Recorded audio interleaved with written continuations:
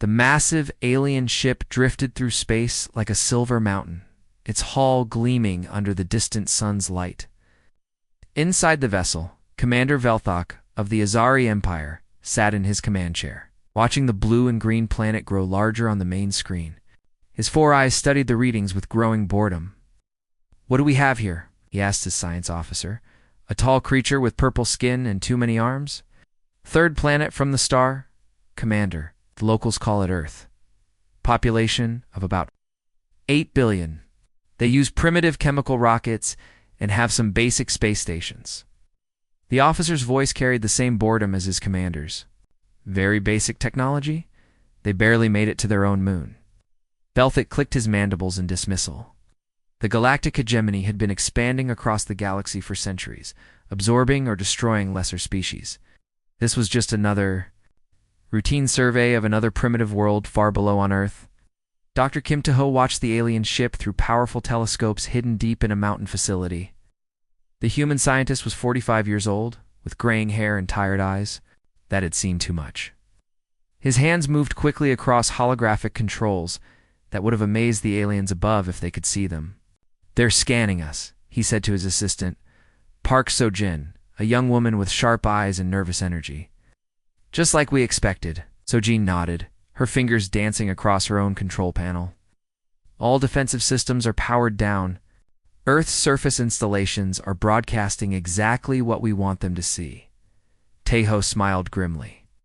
For over 100 years, humanity had been preparing for this moment. Every scientist, every engineer, every military leader had worked toward this single goal, to appear weak when they were actually strong. Above them, alien survey continued. The hegemony's sensors detected Earth's radio signals, its primitive satellites, its chemical rockets. Everything looked exactly as expected for a young species that had barely learned to leave their home planet.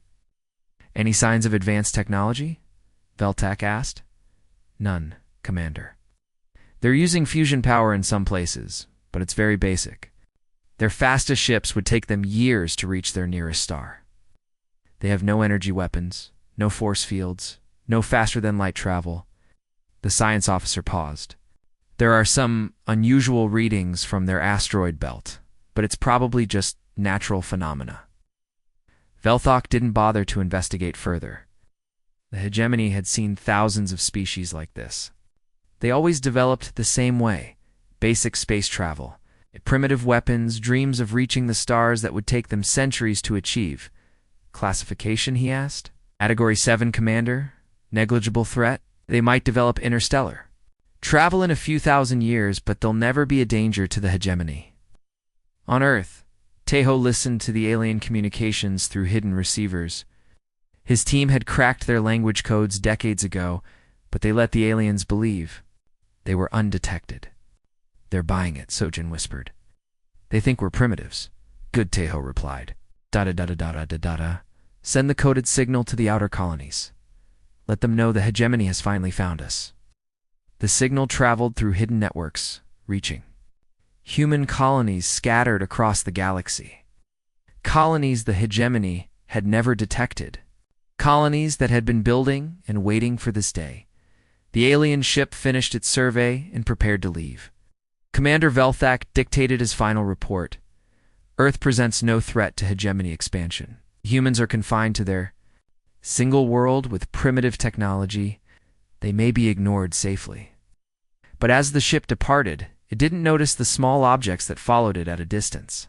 Objects that looked like space debris but were actually advanced human probes, recording everything about hegemony technology and preparing to transmit the data back to the outer colonies. 3 months later, Velthak stood in the Great Council, chamber of the hegemony capital. The massive room was filled with representatives from 12 different alien species, all confident in their superiority over the primitive races they encountered. "The human survey is complete," Velthak announced. "They are dust beneath our notice. I recommend we proceed with expansion into their local systems. The resources there will be useful for our mining operations."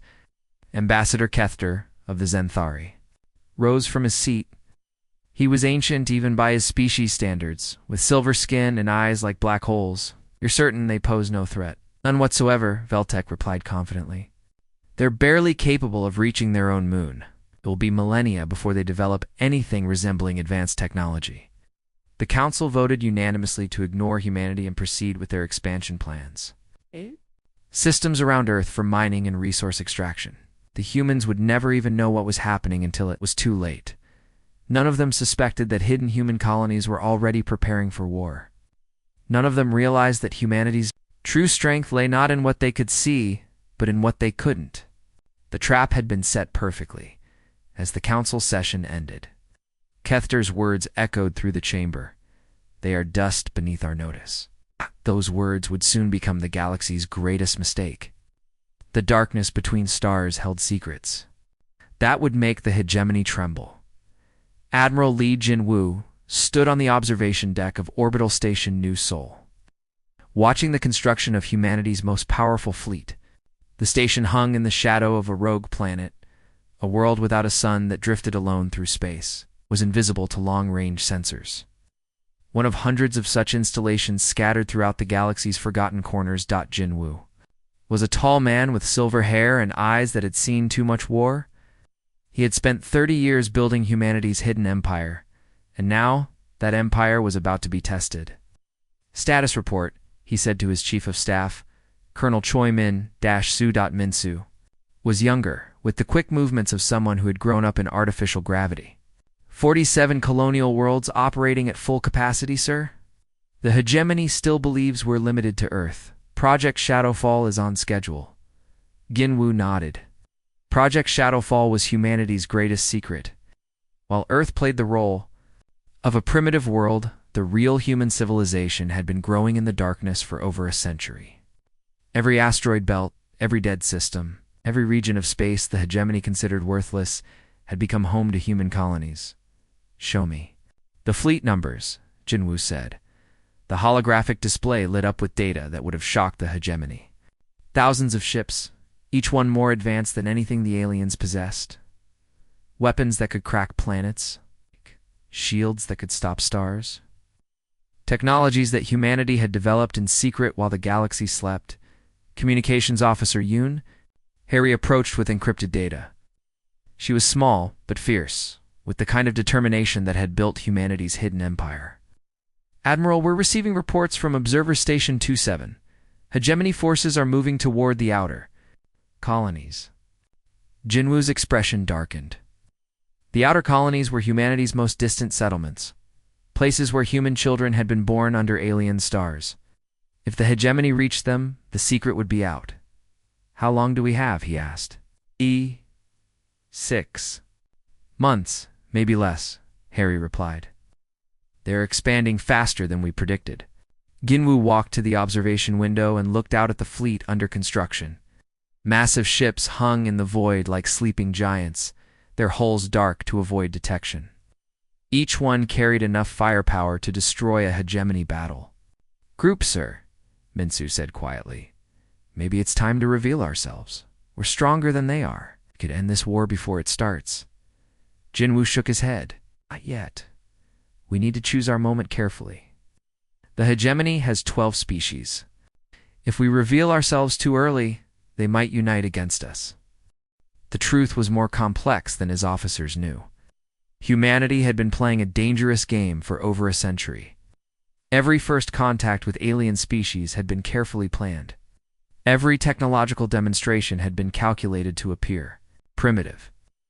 The real human civilization had grown in the shadows, building strength while their enemies dismissed them as harmless.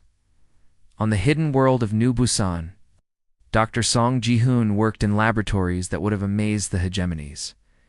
Great as scientists. The planet was a garden world, with cities built into the sides of mountains and farms that stretched to the horizon. 50 million humans called it home, but to the hegemony, it was just another empty system. Ji-hoon was developing new weapons, tools that could turn the tide of the coming war. His latest creation was a device that could disrupt hegemony technology from the inside, making their ships helpless without destroying them. The neural disruptor is ready for testing, he told his assistant Honda-san. She was a young engineer, with bright eyes and clever hands. If it works, We can disable their entire fleet without firing a shot. The Som nodded. The Admiral will be pleased. The less destruction, the better. That was humanity's way. They preferred to win through intelligence rather than brute force. While the hegemony conquered through fear and violence, humans had learned to victory through patience and planning. Across the galaxy, human colonies continued their secret work. On New Tokyo, massive factories built ships and weapons in underground facilities. On New London, scientists developed new technologies that pushed the boundaries of physics. On New Mumbai, strategists planned battles that might never be fought, of it hidden. All of it invisible to the hegemony's censors. The key to humanity's success was their understanding of how the hegemony thought. The aliens were arrogant, convinced of their own superiority. They saw what they expected to see and ignored what didn't fit their preconceptions. When hegemony scouts passed through human systems, they found exactly what they expected. Empty space, dead worlds, nothing worth their attention. They never looked deeper. They never questioned their assumptions. Jinwoo received daily reports from across the hidden empire. Production quotas exceeded, new technologies completed, colonial populations growing. Humanity was becoming stronger every day, while their enemies remained ignorant. Admiral Harry said, interrupting his thoughts. Coded message from Earth. Dr. Kim Tae-ho reports that the hegemony survey was successful. Oh. They classified us as Category 7, negligible threat. Jinwoo smiled grimly. Perfect. How long before they start expanding into our systems? 3 months, according to their council records. The deception was becoming harder to maintain. Soon, the hegemony would stumble across a human colony that couldn't be hidden.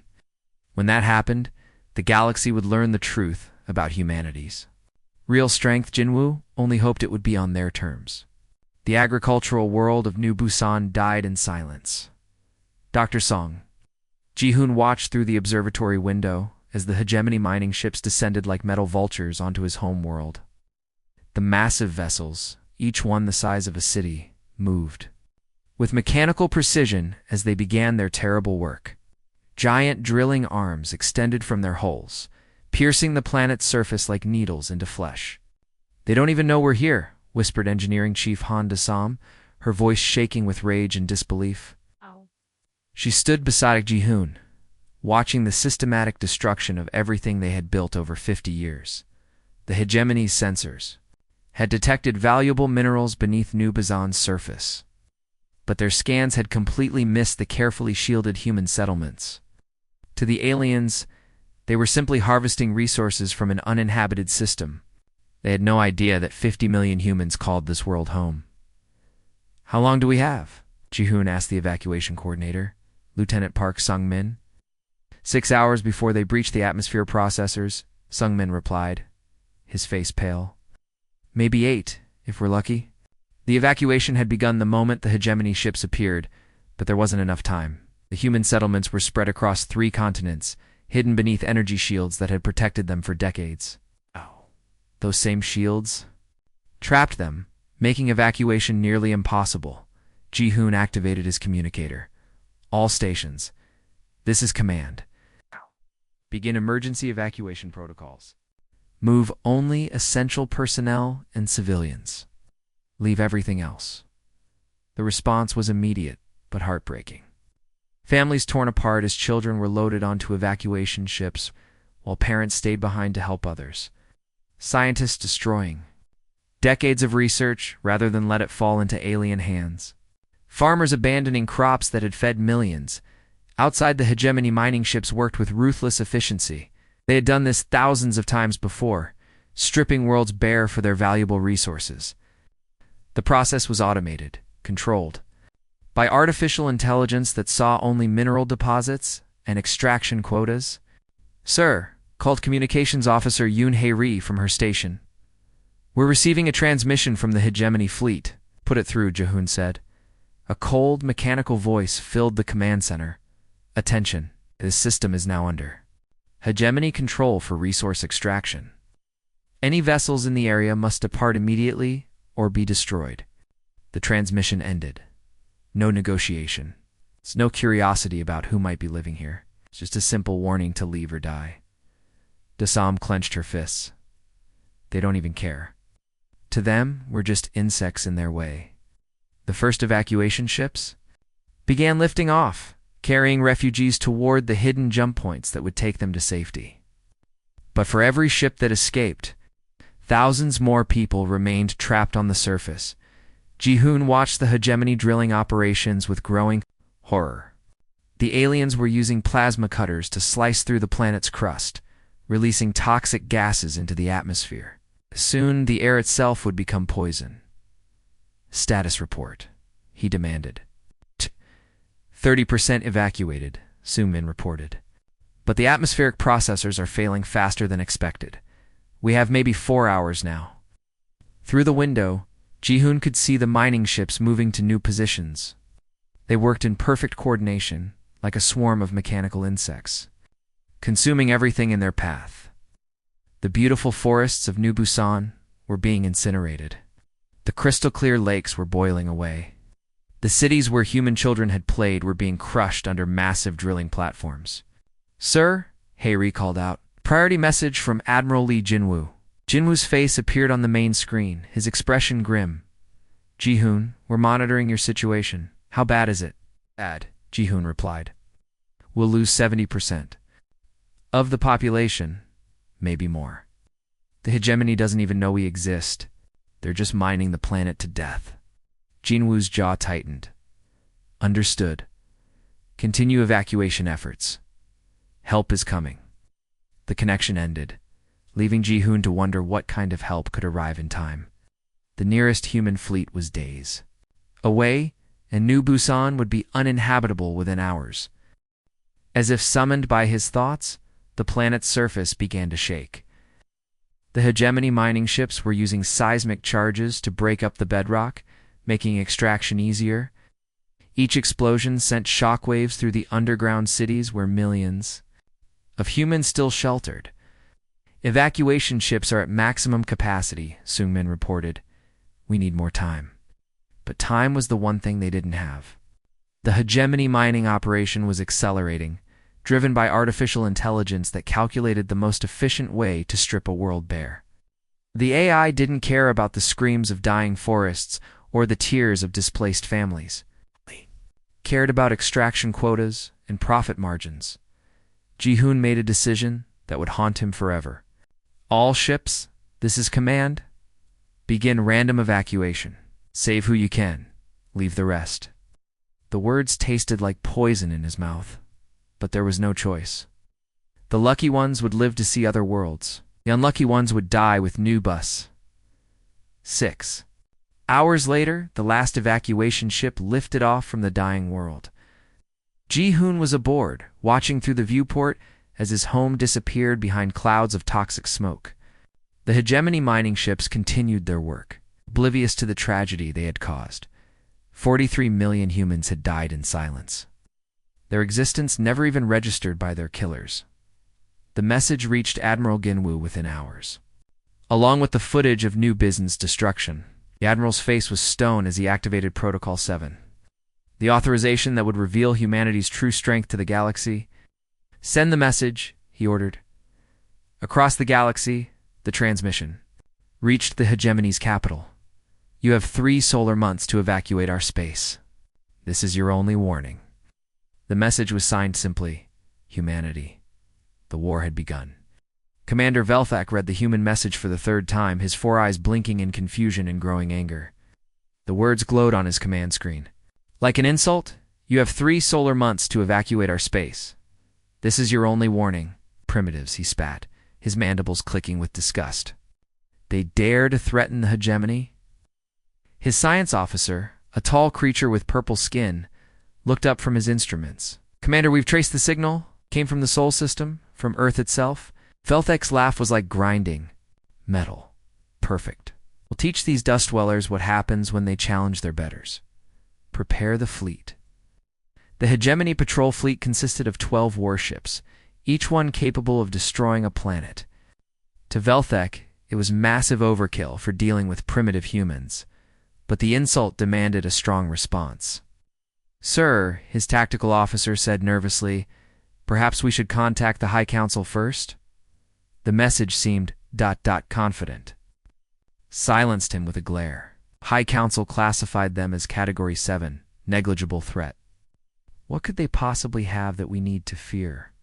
The fleet jumped to hyperspace, carrying Velthak toward what he believed would be an easy victory. Behind them, hidden human probes recorded their departure and transmitted the information to Admiral Li Jin-Wu. 3 days later, the hegemony fleet dropped out of hyperspace at the edge of the Sol system. Velthak expected to find the same primitive world his survey had discovered months earlier. Instead, his sensors detected something impossible. Report, he demanded. Sir, his tactical officer's voice was shaking. I'm reading massive energy signatures throughout the system. Something's wrong. On the main screen, the asteroid belt between Mars and Jupiter began to change. What had appeared to be floating rocks suddenly revealed themselves as something far more dangerous. Massive structures emerged from stealth fields, their hulls gleaming with advanced armor. Impossible, Velthak whispered. The structures were orbital shipyards, each one larger than a moon. Hundreds of human vessels hung in their construction bays, sleek and deadly looking. Defense platforms bristled with weapons that made hegemony. Technology looked primitive. Sir, the communications officer called out, we're being hailed. A human face appeared on the screen. Captain Kong Jamin of the human vessel Sejong looked calm and professional, but his eyes held the cold certainty of someone who knew he held all the advantages. Commander Velthak, Jamin said politely, you are ordered to surrender immediately. Your vessels are surrounded. Velthak looked at his tactical display and felt his blood turn to ice. The 12 ships of his fleet were indeed surrounded by hundreds of human vessels that had materialized from nowhere. They moved with predatory grace, their weapons trained on his ships. This is impossible, Velthak snarled. You're primitives. Our surveys showed you barely made it to your own moon. Yes. Jamin's expression didn't change. Your surveys saw exactly what we wanted you to see, Commander. Did you really think a species capable of interstellar travel would limit themselves to a single world? The human captain gestured to something off-screen. Computer, show him the truth. The tactical display updated, showing the real extent of human presence in the Sol system. Hidden bases on every planet, massive fleets concealed. In the outer system, weapons platforms that could destroy entire fleets. The system wasn't primitive at all. It was a fortress. You've been watching us for months? Jamin continued calmly. But we've been watching you for years. You know your technology, your tactics, your weaknesses. We've been preparing for this day. Velthak's tactical officer was frantically running scans. Sir, their energy signatures are off the charts. Some of these weapons, I don't even know how they work.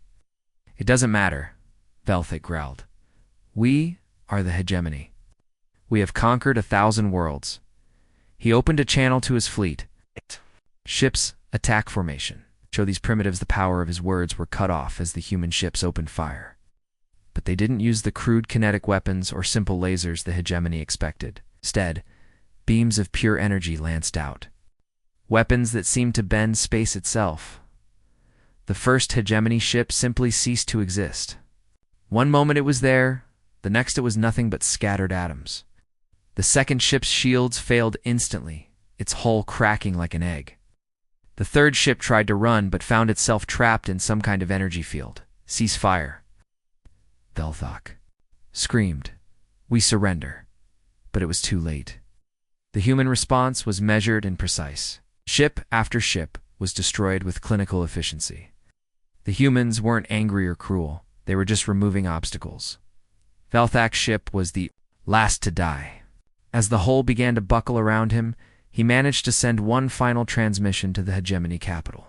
They're not primitives, he gasped into his communicator. They're everywhere. The whole outer rim. It's all human space. They've been hiding, ... waiting. We never saw them coming. The transmission cut off as his ship exploded in a ball of superheated plasma. Captain Jamin watched the destruction with no satisfaction. Grim necessity. He opened a channel to Admiral Jinwu. On the flagship, Admiral, the hegemony patrol fleet has been eliminated. No survivors. Jinwoo's voice was steady.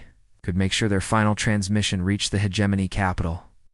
They need to understand what they're facing, sir. Are you sure about this? Once they know the truth was always going to come out. Jinwoo replied. Better that it comes out on our terms. Begin Phase 2. It's time to show them what humanity really looks like when we stop hiding. Across the galaxy, the message reached the Hegemony High Council. The truth that would shatter their understanding of the universe, humanity was not dust beneath their notice. They were the storm that dust becomes when it rises. The Hegemony High Council chamber had never known such silence. Ambassador? Kethler stared at the tactical display with his ancient eyes, watching as thousands of red dots appeared around every major hegemony world. Each dot represented a human fleet that had somehow appeared from nowhere, surrounding their greatest strongholds like wolves circling prey. How many? He whispered to his aide. Over 300,000 ships, sir, came the trembling reply. They're everywhere. Every system we thought was empty. ... They were there all along. The other council members sat in stunned silence. The Vorthok representative, a massive creature with 6 arms, was actually shaking.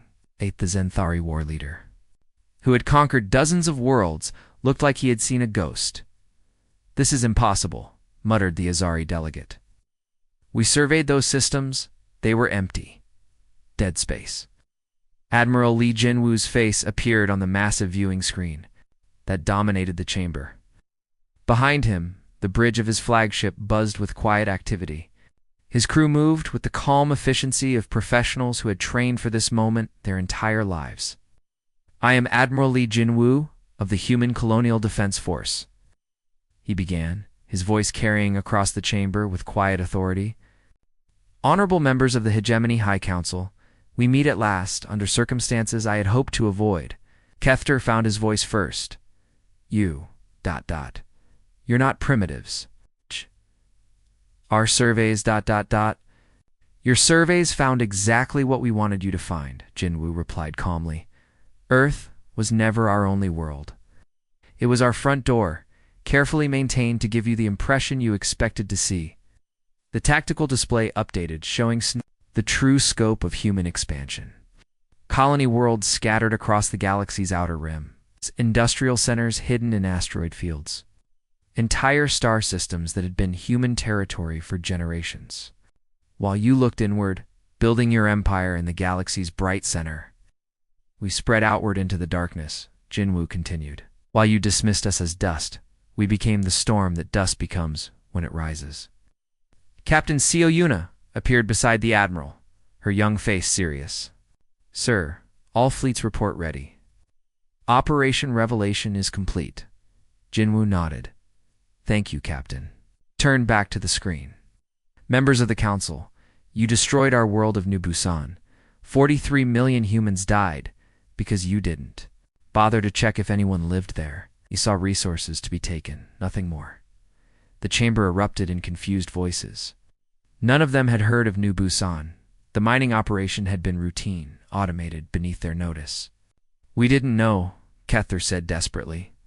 Our scans showed no life signs. If we had known... If you had known, would it have mattered? Jinwoo's voice was cold. Your empire is built on the bones of species you've conquered or destroyed. The difference is that this time, you picked the wrong target. The display changed again, showing the space around Hegemony Prime, the Council's capital world. The view was black with human ships, so numerous they blocked out the stars themselves. Massive vessels hung in perfect formation, their weapons trained on the planet below. You have a choice, Jinwoo said. Total war against an enemy that has already surrounded you, or surrender to the species you fatally underestimated. Representative stood up on his 6 legs. Cannot threaten the entire hegemony. We have billions of soldiers, thousands of worlds. And we have been watching you for over a century, Jinwoo replied. We know the location of every fleet, every fortress, every hidden base. We know your technology, your tactics, your weaknesses. We have been preparing for this day while you dismiss us as irrelevant. Communications Officer Yoon Harry stepped forward. Admiral, we're receiving surrender signals from 17 hegemony fleets. They're requesting terms. Terms. The Azari delegate laughed bitterly. What terms can dust offer to gods? Jinwu's expression didn't change. We are not gods, and you are not dust. You are simply a species that made a terrible mistake. You confuse technological advancement with wisdom, expansion with strength. He gestured to someone off-screen. Dr. Kim Tae-ho, please join us. The elderly scientist appeared on the screen. The same man who had watched the first hegemony survey of Earth, his tired eyes held sadness rather than triumph. Honorable Council, Tae-ho said, we have no desire to rule you or destroy you. Simply want to live in peace. But peace requires understanding, and understanding requires honesty. Kethera's ancient voice cracked.